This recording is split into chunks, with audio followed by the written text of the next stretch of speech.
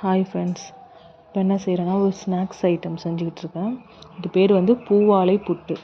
இதுக்கு ஃபஸ்ட்டு என்ன பண்ணணும், ஒரு 4 இல்லை 5 வாழைப்பழத்தை நல்லா மேஷ் பண்ணிக்கணும் கையிலேயே. அதோட கொஞ்சோண்டு சால்ட்டு, அதுக்கப்புறம் தேங்காய் நல்லா மிக்ஸ் பண்ணிக்கணும். மிக்ஸ் பண்ணதுக்கப்புறம் அதில் ரவா ஒரு கப் அளவு ரவா போட்டிருக்கேன். அதே கப்பில் வந்து ஒரு 1.5 கப் அளவு சுகர் போட்டிருக்கேன். இப்போ இனிப்பு கொஞ்சம் எனக்கு கூட வேணும், அதனால் வந்து சுகர் கம்மி பண்ணாமல் கொஞ்சம் கூட போட்டிருக்கேன். உங்களுக்கு கம்மியாக வேணும்னா அது 3/4 கப் அளவு போட்டால் போதும். நல்லா மிக்ஸ் பண்ணி நல்லா ஊற வச்சிடணும். அதுக்கப்புறம் ஊறினதுக்கப்புறம் அதை ஒரு வாழை இலையை எடுத்து அதை நல்லா தட்டி அதில் இட்லி சட்டியில் வந்து ஆவியில் வேக வைக்கணும். எனக்கு வந்து ஒரு காஞ்ச மாதிரி தான் வாழை இலை கிடச்சிச்சு, அதில் செஞ்சுருக்கேன். நல்லா சாஃப்டாக இருந்துச்சு, டேஸ்ட்டாகவும் இருந்துச்சு இந்த பூவாழை புட்டு. கண்டிப்பாக ட்ரை பண்ணி பாருங்கள்.